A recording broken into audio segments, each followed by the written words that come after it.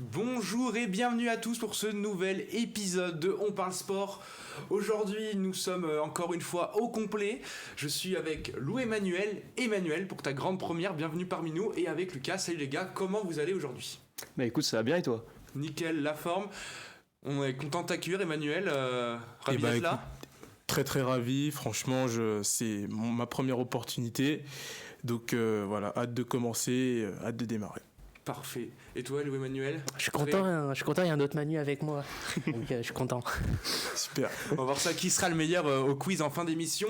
Mais avant, on va faire une partie spéciale football. On va revenir sur les matchs de Ligue des Champions et une partie spéciale OL, car on a appris ce matin, à l'heure où on tourne, que Fabio Grosso a été remercié par l'Olympique Lyonnais. Ensuite, on va passer à une partie plus basket, où on va revenir un peu, chacun aura quelques avis à donner sur ce début de saison en NBA, mais aussi en Euroleague, pourquoi pas. Et démarrons tout de suite par le football, messieurs. Revenons sur cette 5e journée de Ligue des Champions. On va démarrer par ce PSG Newcastle, où les Parisiens ont concédé le match nul dans le temps additionnel face à Newcastle. Pour vous, est-ce que les Parisiens s'en sortent très très bien avec ce match nul ? Alors, Je suis surpris. merci. Alors pour moi, je vais très très clair. Pour moi, Paris a perdu 2 points ce soir. Voilà, au vu de leurs nombreuses occasions qu'ils ont pu se procurer. Ils auraient dû gagner ce match. Sur le papier aussi, à l'entame de la rencontre. Normalement, Paris aurait dû gagner ce match. Ça s'est mal passé en première mi-temps. Ils ont su, on va dire, se ressaisir en deuxième, mais ils n'ont pas pu s'imposer au final. Donc, c'est une contre-performance pour moi de Paris. Ah, c'est vrai que même si j'aime pas trop parler de stats, ils ont quand même 31 tirs à 5, 72 possessions de balles. Enfin, en fait, ils ont vraiment dominé de A à Z. Ils ont juste pris un but un peu malchanceux pendant la grosse demi-heure domination de Newcastle. Et le penalty, quand même, les sauve, même s'il est très litigieux. Justement, je voulais revenir avec vous là sur ce penalty. Pour vous, vous comprenez cette décision de donner le penalty à Paris dans une situation très très litigieuse ? Non, vas-y, je t'en prie. Je trouve qu'il a fait 2 erreurs en fait. C'est que pour moi, il y avait déjà un penalty qui devait siffler avant sur la faute sur Hakimi. Même il y avait une autre main qui était quand même plus flagrante que celle-ci, vu que le penalty qui a été accordé, c'est Livramento qui le ballon lui touche la côte, puis après ça lui retombe sur la main. Donc oui, il y a la règle comme quoi si le ballon touche une autre partie du corps qui fait pas action de jeu, il n'y a pas main. Et là, du coup, il siffle main. Donc c'est encore un peu flou les règles sur la main. Ça change toutes les 2 ans, quoi. Donc un peu chiant. C'est ça, il y a un flou justement concernant cette règle. Mais à mon avis, je pense que l'arbitre a peut-être voulu compenser la main précédente qui, elle, était peut-être plus légitime pour le PSG. Donc voilà, il aurait dû avoir penalty avant. Il n'a pas été sifflé au bon moment, mais il y a eu penalty au final. Donc voilà, c'est une décision bien, mais en même temps pas bien. Voilà. Ouais, je trouve du coup c'est un peu son erreur de compenser une action par une autre action. C'est pour ça. Voilà, c'est ça, l'erreur de l'arbitre. Et pour vous, dans la situation, si on la rappelle dans ce groupe-là, on a donc Dortmund qui est en tête avec 10 points et qui est déjà qualifié pour les 8e de finale. On a ensuite le Paris Saint-Germain, 2e, toujours avec son destin entre ses mains, on va dire, avec 7 points. Puis vient après Newcastle à 5 et Milan à 5 aussi. Donc les Parisiens ne sont pas à l'abri. Est-ce que vous êtes confiants pour les Parisiens pour aller chercher une qualification, on le rappelle, à Dortmund qui peut encore assurer sa première place en cas de match nul face à Paris ? Emmanuel ? Non, mais je pense que il faut qu'il fasse. C'est quoi, un nul à Dortmund, ça suffit pour qu'il pour être qualifié. S'ils gagnent, ils prennent la première place. Après, je pense qu'ils préfèrent avoir la première place, donc je pense qu'ils vont y aller pour gagner. Mais s'ils voient pendant le match qu'ils peuvent pas gagner, ils vont tout faire pour prendre le nul, parce qu'ils vont assurer la qualif avant tout. Donc je pense qu'ils ont leur destin entre leurs mains, donc ils vont assurer, je pense. Ah oui, mais attention à Dortmund. Ils vont jouer chez eux. Paris sera face au mur jaune. Donc ça va être très très compliqué pour Paris, ce sera pas évident. Bon, ils ont leur destin entre les mains, mais il faudra vraiment bien préparer ce match. Il reste sur 2 défaites à l'extérieur, du coup, contre Newcastle et Milan. Donc, puis surtout, jouer à Dortmund, qui a du coup a pris la confiance contre Newcastle et contre Milan. Donc, ça va être un beau match. Mais oui, Paris a son destin entre les mains, parce que s'ils gagnent, ils sont premiers. Donc, ils vont tout faire pour gagner. Très bien. Passons à un autre club français maintenant qui n'a malheureusement plus sa place en Ligue des Champions. C'est le RC Lens qui s'est lourdement incliné face à Arsenal, 6-0, qui les a condamnés après la victoire renversante du PSV Eindhoven sur la pelouse de Séville, 3-2. Messieurs, est-ce que vous avez des regrets déjà à propos de ce match et à propos du parcours de Lens en Ligue des Champions en général? Non, pas vraiment de regrets. Parce que le match en lui-même, il n'y avait pas photo, quoi. On savait qu'il y avait vraiment 2 équipes, un monde d'écart, quoi. Il y en a un côté qui est premier de PL, qui fait une très bonne saison, et Lens qui a vraiment eu du mal à lancer la machine en début de saison et qui s'est bien repris. Mais en soi, en fait, le 6-0, en fait, il est mérité, quoi. Il n'y a eu qu'une seule équipe sur le terrain, quoi. Lens a eu des occasions, mais Arsenal a déroulé facilement. Emmanuel, pour toi Alors, c'est très très triste pour les Lensois. Ils se sont battus avec leurs armes, ils ont pu rivaliser pendant un temps du coup pour la phase aller chez eux au Stade Bollaert. Malheureusement ce soir ils n'ont pas pu exister dans ce match. Voilà, comme l'a dit Lucas, il y a un monde d'écart entre ces deux équipes. Faut souligner aussi le sérieux d'Arsenal. Qui a été très très bon ce soir et qui a respecté son adversaire. Et si on regarde au niveau du groupe, pour vous, il y a des regrets dans ce groupe pour Lens qui, on rappelle, a 5 points, le PSV en a 8, le Arsenal en a 12 et Séville en a 2. Est-ce qu'il n'y avait pas moyen d'aller chercher mieux pour les Lensois au vu de la victoire contre Arsenal et le nul à Séville lors des 2 premières journées? Déjà pour eux l'objectif c'était de faire pas de faire de la figuration, quoi. C'était de faire une bonne impression en Ligue des Champions, donc déjà même être reversé en Europa League c'est déjà une super bonne performance. Du coup en fait ils jouent leur qualification dans 2 semaines contre Séville, parce que si Séville les bat, c'est Séville qui prend la place du coup, donc tout va jouer là-bas. Mais en soi je suis pas vraiment déçu, parce que en fait ça s'est joué à la double confrontation contre le PSV Eindhoven, et le PSV Eindhoven sont vraiment très très bons en championnat. Ils sont sur 13 victoires d'affilée avec un nouveau coach, Peter Bosz, qui fait des travaux monumentaux. Monumentaux, effectivement, je viens de me rendre compte. Monsieur le professeur. Et leur campagne est très bonne aussi au PSV. Ils ont juste pris une gifle par Arsenal en début, puis après ils sont bien repris, donc non, pas déçu. Il n'y avait pas la place de faire mieux, Louis-Emmanuel ou Emmanuel, vous pensez qu'il n'y avait pas la place en vue de la place à Emmanuel? Non, je pense qu'ils ont donné tout ce qu'ils avaient. C'est la réalité du haut niveau, c'est comme ça. Ils ont, comme tu l'as dit, ils ont joué avec leurs armes. Donc je pense qu'ils n'ont pas de regrets à avoir. Après, ce serait bien qu'ils soient récompensés par la Ligue Europa. C'est pas complètement raté s'ils vont en Ligue Europa quand même. Donc faut qu'ils battent Séville, je crois. Au match nul, ça suffit. Ouais. Et vous êtes confiant pour ce match? On rappelle un Séville qui est spécialiste dans tout ce qui est Europa League, etc. Est-ce qu'ils vont pas s'en sortir je pense que ça joue à Lens. Ouais. Bon, je pense que Lens va faire. Ils vont peut-être essayer de moins jouer offensif. Ils vont peut-être essayer d'être un peu plus solides derrière. S'ils font 1-1 ou 0-0, ils seront contents. Ils iront en Europa League et puis ça a un petit peu sauvé leur campagne européenne. Alors oui, Lens pourrait faire quelque chose contre Séville, mais moi à mon avis, je pense que l'expérience va être déterminante pour ce match. Pour moi, Séville devrait s'imposer, malheureusement pour les Lensois, contre Lens du coup. Très bien, donc vous ne voyez pas les Lensois s'en sortir, vous les voyez avec un destin cruel finir à cette quand même, malheureuse 4e place? Je sais pas, parce que vu comme ils avaient le match en main hier contre le PSV, ils menaient 2-0 et tout, ils se sont fait remonter 3-2, et il y avait un CSC de Guedelj. Après le rouge de Campos aussi. À la 60e, ouais. Ils ont vraiment perdu le match et tout. Là, ça aurait été plus serré, je pense. Mais en fait, leur série et tout, elle me paraît pas top non plus. Je sais pas. En vrai, je vois ce que vous voulez dire. Peut-être un peu chauvin, un peu optimiste, mais pour moi, le nul est faisable, parce qu'ils sont encore invaincus à domicile en LDC à Lens, donc pourquoi pas tenir le nul. Ça rappelle une certaine situation d'il y a un peu plus de 7 ans, où c'était les Lyonnais qui jouaient une finale pour la 2e place face à Séville, et qui avaient malheureusement échoué à domicile au Groupama Stadium. Elle est loin cette époque. Hein. Ouais, c'est très loin. On espère le même scénario c'est pas le même scénario du coup pour les Lensois. J'ai une super transition que je viens de faire. Oui. C'est involontaire bien sûr, mais c'est une super transition, parce qu'on va parler de l'OL, messieurs. messieurs, puisqu'on l'a Qui appris, l'OL. Vous connaissez? Je connais pas, moi. On l'a appris ce matin par l'équipe et par RMC Sport. Fabio Grosso a été démis de ses fonctions, a été mis en retrait, pardon, c'est plutôt ça le terme, à la tête de l'Olympique Lyonnais. Et c'est donc le responsable du centre de formation, c'est Sauvage. Pierre Sage. Pierre Sage. Pierre Oui, Sage, c'est oui. pardon, il est parti. Pierre Sage, pardon, qui va prendre sa succession pour au moins les 2 prochains matchs. On parle d'une arrivée potentielle de soit Bruno Genesio, Igor Tudor, je vois que ça commence déjà à sourire, Jorge Sampaoli ou même Frédéric Antonetti.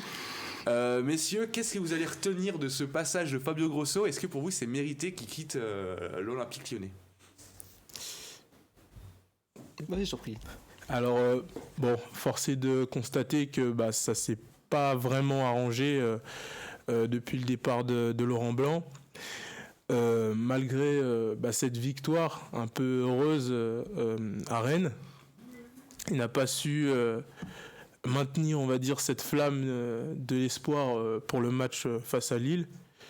Il y a eu beaucoup de mauvais choix, de tentatives, de choix forts qui n'ont malheureusement pas bien abouti pour lui. Donc, pour moi, son départ était inévitable. Je sais pas, en fait, je suis d'accord avec toi, Emmanuel, mais je trouve peut-être c'est peut-être un problème plus de fond quand on voit le nombre d'entraîneurs qui sont passés au cours de ces 5 dernières années. Je sais pas si on leur a pas assez de temps ou si c'est juste le problème qui vient d'ailleurs, parce que quand on voit Peter Bosz qui fait des travaux monumentaux. Si je peux me permettre de te couper, je pense que c'est pas le coach. Je pense que tu peux mettre qui tu veux, tu peux ressusciter Pelé, Maradona. C'est un club qui est complètement mort de partout. C'est un club qui est maudit, je pense. Il faut changer. Je sais pas ce qu'il faut changer, mais c'est peut-être une mentalité, peut-être la formation des jeunes, mais je sais pas, ou le recrutement qu'il faut changer. Mais Repartir à Gerland peut-être. Repartir à Gerland aussi peut-être, ou jouer à la plaine des Jeux de Gerland. Mais moi, je pense que, oui, comme tu l'as dit, c'est peut-être pas l'entraîneur le principal problème. Ce serait surtout l'effectif. Aujourd'hui, si on compare l'effectif d'aujourd'hui avec celui il y a quelques années, pour remonter il y a 5 ans, ça n'a rien à voir. On sent qu'on a régressé. On a vraiment, vraiment régressé. Et l'entraîneur on va dire, subit aussi cette situation. Laurent Blanc la subissait aussi. Donc, c'est surtout l'effectif qui vraiment a perdu du niveau à Lyon. Quand on pense à Bruno Genesio ou Rudy Garcia qui avaient des effectifs vraiment bien taillés, ils ont pu faire mieux qu'une 4e place, quoi. C'est compliqué, surtout avec la qualité qu'on avait. On avait des Guimarães, des Paqueta, Memphis qui est resté 5 ans et tout, et on n'a pas réussi à choper un titre ou même ne serait-ce que une Ligue 1, un truc comme ça, rien du tout. C'est d'ailleurs ça que moi je reprocherais à Genesio. C'était un très bon coach, mais avec l'effectif qu'il avait à l'Olympique Lyonnais, il aurait dû chercher quelque chose avec cette équipe. On l'a vu, c'était possible, malgré la domination du PSG. Nantes a pu prendre quelque chose. Et puis Monaco et Lille ont pris des Ligue 1 aussi. Des Ligue 1, tout à fait. Donc, moi, c'est ce que je reprocherais à Genesio. Et aujourd'hui, on parle d'un retour, mais là, c'est un retour avec un effectif moindre. Je te rejoins aussi sur la situation, parce que quand il était à Rennes, ils avaient remis les moyens à Rennes et tout, parce qu'il y avait un vrai projet et tout sur le long terme, et on n'a pas senti vraiment une équipe transcendante, quoi. Très irrégulière. Très un peu irrégulière. l'image de celle qu'il y avait à l'OL dans ces années sur le banc de l'Olympique Lyonnais. Ouais, très irrégulière, qui va faire des gros matchs contre les équipes du haut de tableau, et ensuite baisser contre les équipes qui jouent le maintien. Ah, mais totalement. Au moins, ce qu'on ne peut pas reprocher à Lyon, c'est d'être régulier dans la nullité. Au moins, ils perdent contre tout le monde, il n'y a pas de... Aujourd'hui, oui, la constance dans la nullité. Ouais. Et du coup, vous voyez qui à la tête de l'OL? Alors t'avais évoqué... Dor, Sampaoli, et Antonetti. Antonetti, non, peut-être pas, je pense. Mais c'est une blague, Antonetti. Tu Euh, nous fais J'ai une blague. marqué Antonetti. Hein. Non, mais c'est J'ai vu pas marquer possible. Antonetti. Bah, j'ai vu- L'équipe, ils ont annoncé Antonetti. J'ai vu tourner Antonetti, mais je pense honnêtement, je pense que ça va être Genesio parce que il connaît le club et il va se vendre comme ça auprès du club. Il connaît le club, il va vouloir jouer le sauveur. Puis S'il réussit. c'est les cadres qui veulent aussi son retour, la casette. Oui, mais les cadres, je pense que les cadres n'ont pas leur mot à dire parce Ah, qu'on bah. les entend pas. La casette a pas ouvert sa gueule depuis le début de la saison. Si, si. il a ouvert pour faire sortir Grosso. C'est Exactement. lui qui fait sortir Laurent Blanc après le match contre. il fait sortir Boss. Il fait sortir. Bosch. Oui, mais je veux dire, il est pas bon depuis le début de saison. Il a un brassard de capitaine. Il peut très bien s'exprimer. On l'entend pas. En conférence de presse, on a toujours c'est les gamins qui vont. C'est Alvaro, Diawara, O'Brien ou les cadres prennent pas la parole. Il faut qu'ils prennent plus la parole que ça. Moi, Donc c'est imposer un coach, c'est bien, mais après il faut qu'il soit exemplaire sur le terrain aussi. oui.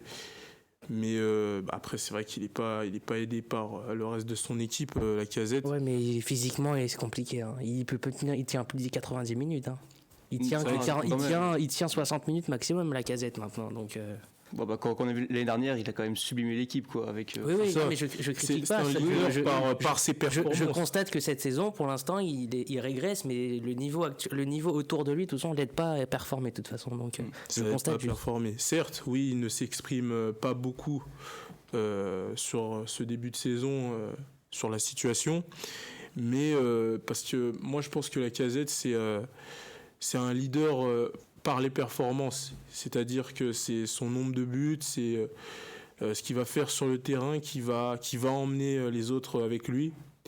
Et peut-être qu'on va dire que dans la communication, il peut manquer certaines choses, mais lui, en fait, sa communication, c'est la performance. Ouais. On voit souvent aussi dans le non-verbal, en fait, sur le terrain, beaucoup Il de rate reproches à beaucoup. ses coéquipiers. Et C'est tout. vrai. On le sent bien. Eh ben, très bien, on va avancer parce que l'heure tourne, on n'a pas beaucoup de temps devant nous exceptionnellement aujourd'hui. On va fermer cette page foot qui était très dense et très intéressante et on va passer maintenant à une partie basket. J'ai entendu dire avant l'émission que certaines personnes devaient passer des coups de gueule sur plusieurs équipes en NBA. Non, une. D'accord. Ouais, une. Là, j'ai laissé la parole. Voilà, c'est une partie un peu plus libre sur la NBA. Qu'est-ce qui te chagrine en ce début de saison? Le niveau de jeu des Detroit Pistons. Non, mais je comprends pas. Ils sont sur 15 défaites. Ils ont perdu cette nuit. Contre les Lakers, ils prennent beaucoup. Ils prennent combien? Non, j'ai regardé. Ils prennent 133 à 107. Donc ils prennent un plus, presque plus 30. Donc 15 défaites consécutives. C'est la plus grosse série de défaites consécutives de l'histoire de la franchise. C'est la franchise maudite par excellence, je pense. Je pensais que c'était les Wizards, mais en fait c'est les Pistons, la franchise maudite par excellence. Il n'y a rien qui va chez eux. Ils ont un nouveau coach. Ils ont un coach depuis cet été, parce que l'année dernière, c'était un éducateur, je sais pas ce que c'était un figurant. Mais là, ils ont un coach qui a fait quand même une finale avec les Suns en 2021. Mais bizarrement, on voit pas de fond de jeu. C'est une équipe qui a pas d'âme. C'est une équipe qui est nulle en attaque, en défense, qui est nulle dans tous les domaines. Et quand la spirale négative se poursuit, c'est dommage parce que t'as un groupe quand même. Je veux dire, Kylian Hayes montre des bonnes choses. Kate Cunningham, c'est un groupe qui peut progresser. Et Monty Williams, c'est un coach qui a signé 6 ans, je crois. Donc il est là sur le long terme. Il peut faire progresser ce groupe, mais pour l'instant, on voit rien. C'est catastrophique de partout, les Pistons. Est-ce que du coup la saison elle est à mettre à la poubelle pour reprendre un meilleur choix à la draft? Bah oui, là en plus. Ah oui, je pense. Non, mais au début, t'as commencé la saison en 2-1, tu t'es dit, t'as gagné des matchs peut-être que, mais en fait derrière t'étais en 2-15, maintenant t'es en 2-16. Donc la saison elle est achetée. Et cet homme a du boulot. Sinon, la deuxième équipe, c'est les Bulls qui sont horribles aussi depuis le début de saison. Et je pense qu'il faut tout exploser aux Bulls et reconstruire. Trader tout le monde et reconstruire. C'est la seule solution pour sauver cette franchise. Très bien. Et Emmanuel, tu nous parlais un peu de Lasvel. Oui, moi je voulais vous parler de Lasvel. Du coup, c'est un peu en dehors NBA, mais non, en fait, c'est totalement en dehors NBA. Oui, mais un peu d'eau entre les deux. Mais voilà, il y a beaucoup de distance entre les États-Unis et Lasvel. Tout à fait. Moi, je voulais parler de Lasvel parce que, malgré, on va dire, un début de saison compliqué, justement, eux, ils ont su se ressaisir, on va dire, petit à petit, à remonter sur le devant de la scène en championnat et a montré, on va dire, un meilleur niveau en Euroleague. Donc là, ils ont gagné contre Blois il y a 2 jours, je crois. Mardi soir. Ouais. Donc là, ils ont gagné une victoire nette. Voilà, donc c'était très bien pour eux. Je pense qu'il y a aussi l'effet du nouveau parquet de la LDLC Arena qui crée, on va dire, un engouement autour d'eux et ça les fait faire de très bonnes performances. On peut noter aussi qu'il y a le nouveau coach Pozzecco qui insuffle, on va dire, une nouvelle énergie à cette équipe qui du coup commence à remonter justement au classement de Betclic Elite. Aujourd'hui, ils sont 3e. Je vais te dire ça. Avec 3e, je crois. 3e grâce à leur victoire face à Blois. C'est Monaco, Paris Basket et l'Asvel juste derrière. Voilà, Enfin, je crois que le Paris Monaco, Basket ouais, Paris Basket et l'Asvel ont le même nombre de victoires. 10-3 Paris et 10-4. Ils ont donc une défaite de plus. Pour Cambrai 8-5 4. Ok.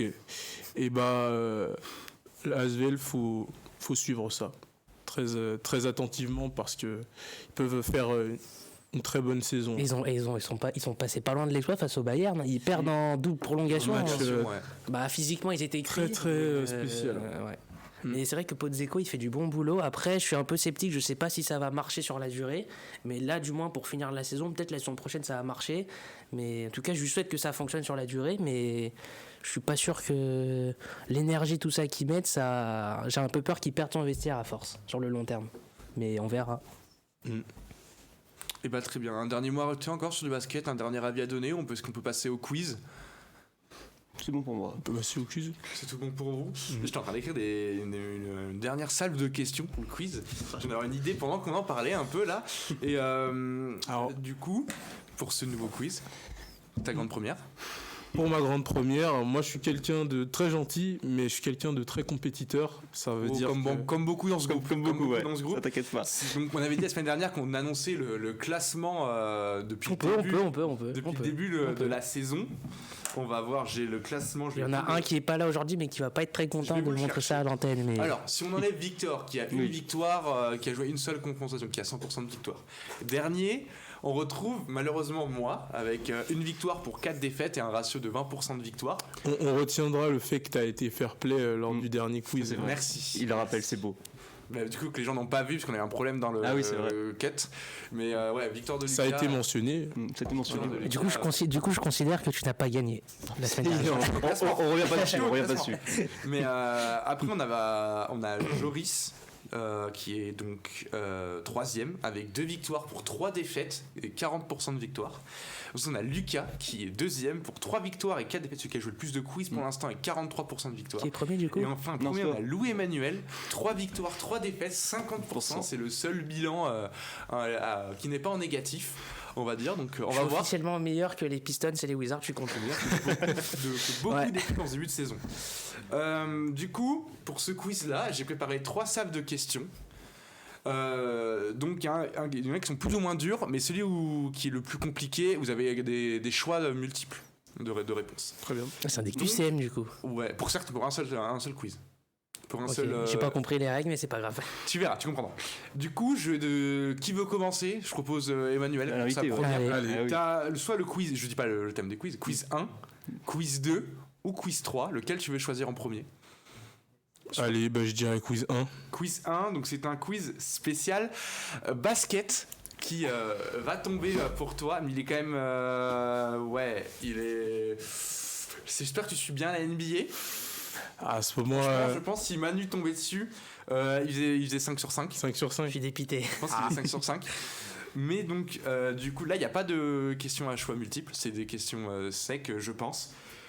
Première question, est-ce que tu peux me donner le premier à l'ouest? C'est les Celtics. Non, c'est l'autre. C'est l'équipe du Minnesota. Bien. Un point pour toi. Bien joué. Du coup, qui est le premier à l'est? Les Celtics. Exactement. 2 points. Qui est le dernier à l'ouest? Les Pistons, je crois. Non. Ah non, c'est l'autre équipe. Voilà, j'en ai aucune idée, j'ai pas Je regardé. sais pas. Ah non, là je l'ai pas. Les Spurs. Ah San oui, mais les Antonio, Spurs qui perdent tout premier le temps, échec bah oui. de Ah. ta part. Du coup, qui est le dernier, mais cette fois-ci à l'Est? Les Pistons. Exactement. On est à 3 sur 4 pour l'instant. Et enfin, en dernier, qui, selon les derniers matchs qu'il y a eu là, qui est premier dans la course au MVP? Ah ouais, là je l'ai pas.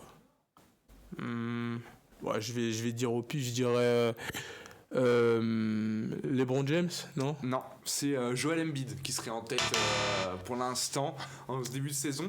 Donc tu finis avec un 3 sur 5. C'est déjà Pas mort. mal. Ce qui est déjà pas Commencer, mal. Pas mal, ça va. franchement Bien. pas mal. Franchement bien. Au-dessus de la moyenne, c'est bien. Qui veut y aller en deuxième? Allez, je vais dire moi, je vais prendre le. Il a pris quoi? Il a pris le 1. Et un, ouais. Bah, je vais prendre le 2. Le 2, hop, je vais le chercher. Parfait, c'est le quiz pas préparé qui est le 3, donc c'est nickel, j'ai toutes mes questions sous les yeux. Ouais, parce que. Tu as le plus dur, celui avec les questions à choix multiples. Eh bah voilà, ça, j'en étais sûr. On en a parlé un peu avant l'émission, la dernière fois, le Barça s'est qualifié pour les huitièmes de finale, une première depuis 2020-2021. C'est fou de dire ça quand même. Quand tu t'appelles FC Barcelone, c'est fou de dire ça. Du coup, on va Mais se oui, faire ça un y est. quiz spécial Ligue des Champions 2020-2021. Donc, Faut que je fasse travailler ma mémoire là. on le rappelle, donc Chelsea se qualifie pour les demi-finales, mais qui ils éliminent en quart de finale? Première réponse, Porto. Deuxième réponse, Dortmund. Troisième réponse, l'Atalanta Bergame. On parle de la saison 2020. On parle, 2020, mais tu réponds pas, toi. là, on parle des quarts de finale. Qui les élimine en quart? Qui ils éliminent en quart? Parce que l'Atalanta va en quart au Final Four, mais c'est la saison d'avant, donc c'est pas l'Atalanta déjà. Je vais faire par déduction. Hein. Ok. Donc il te restera Porto ou Dortmund. Au hasard, je vais dire Porto. Porto, bien joué. Porto, exactement. Attends, je vérifie si je peux en parler ou pas, parce que c'est dans mes questions d'après. Dortmund, eux, perdent contre City 2 fois 2 buts à 1 en quart de finale. Cette équipe de Porto, justement, qui elle élimine-t-elle au tour d'avant? Numéro 1, l'Atlético Madrid. Numéro 2, la Lazio Rome. Numéro 3, la Juventus. Ces 3 équipes étant en 8e. Je vais dire l'Atlético. Eh ben non, c'était la Juventus qui s'élimine en prolongation sur un CSC c'est plus ou moins CSC de Ronaldo sur un coup franc. De Sergio Oliveira. Exactement. Bon, 1 sur 2 pour l'instant. Excuse-nous, hein. Question Je fais un spéciale peu. Barça maintenant. Ok. Dans le groupe du Barça, qui est composé de la Juventus, qui finit 3e de ce groupe entre Ferencváros, le Dynamo Kiev et le Istanbul Başakşehir?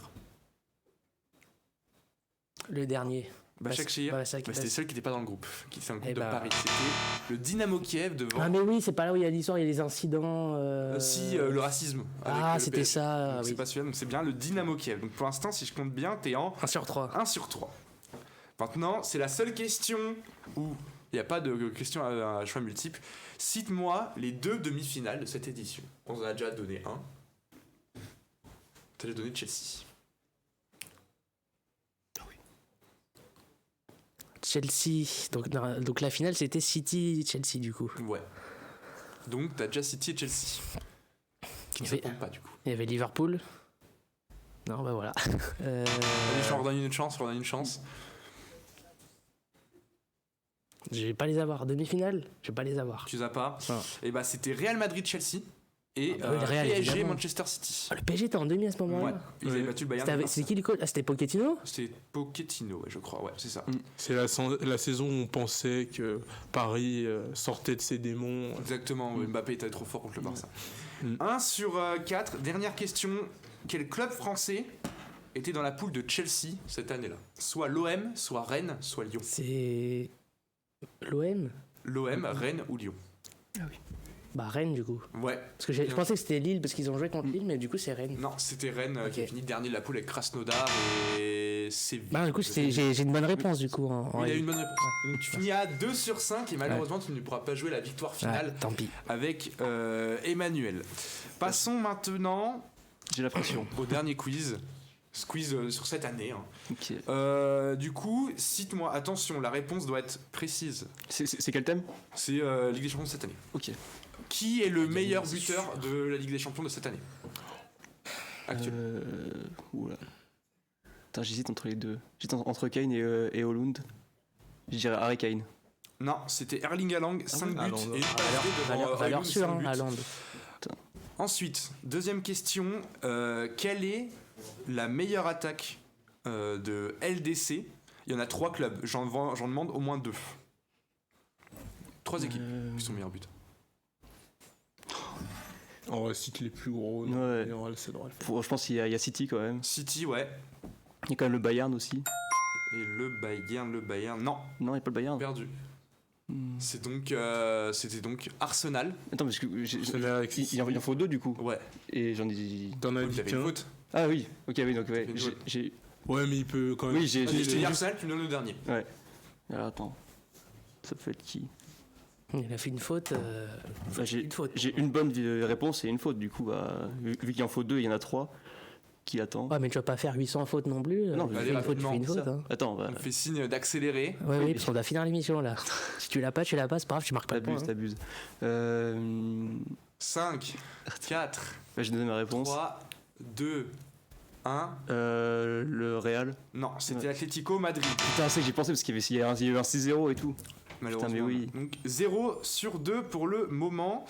Du coup, bah, cite-moi à l'inverse, quelle est la meilleure défense de cette Ligue des Champions? Je peux t'aider, je peux te donner, là comme c'est dit, il y a une seule réponse possible, soit Arsenal, soit le Barça, soit la Real Sociedad. Alors, attends. Arsenal, Barça et Real, c'est ça Sociedad. Ah, moi, je crois que j'ai ma petite idée. Ouais, j'ai dit le Barça. Non, c'était la Real Moi aussi, je Sociedad. pensais que c'était le Barça. 2 buts encaissés pour la Real Oh Sociedad. mon dieu. Oh, je suis gaz. 0 sur 3, donc Emmanuel a déjà gagné, Il a gagné. le quiz. C'est magnifique quand ça part. Bravo, Eh bah, super. Bravo à lui. Pour sa Merci. première. Pour ma Exactement. première. Il y a pire comme baptême du feu. Hein. C'est bien. Hein. Ça va. Est-ce que tu peux me donner le nombre de poules où la qualification n'est pas encore jouée? Je sais qu'il reste. Enfin, il y a 4 qualifiés du coup encore à décerner. Bah, du coup. Attends. Et la poule de Paris. Oui, attends, mais oui, justement, je cherche le nombre du coup. Il me faut une réponse. Celle de Paris, du coup, il en manque un. Celle du Barça, il manque un aussi. Ah, ça va. Ah si, il faut une réponse. Attends, Voilà, oui, l'émission, deux. tu plains-toi à sa fin. Bah, du coup, 4. Ouais, Ouais. oui, c'est ça, il reste C'est ça, 4 qualifiés, ouais. c'est ça. Donc ça te fait 1 sur 4. Oui, C'est ça, 1 sur oui, 4. c'est 1 sur 4. 1 sur 4. Et j'ai pas pris de dernière question. Quel était le résultat? Est-ce que tu as suivi l'actualité? Quel était le résultat entre Montpellier et Clermont hier soir? Un partout. Bien joué. Tu t'en as parlé en antenne. Et... Fini à 2 sur 5 Ok, ça comme va. Louis Emmanuel, et c'est Oh, une putain. victoire de Emmanuel, donc qui prend la tête du classement avec Victor à 100% de victoire. Va-t-il confirmer ça la prochaine fois? On le verra. Merci à vous messieurs d'avoir participé aujourd'hui. Merci à toi. Ah, merci à toi et merci à vous tous du coup voilà pour de ma souci. première, vous m'avez mis à l'aise et voilà, je remercie toute l'équipe dont parle sport parce que voilà, je suis très content. Merci pour cette opportunité. C'est avec grand plaisir qu'on t'accueille. Merci à Faustin et à Lou en régie, qui ont fait encore un super travail aujourd'hui. On va se quitter là-dessus, on se retrouve la semaine prochaine pour une nouvelle émission. C'était On parle sport, à bientôt.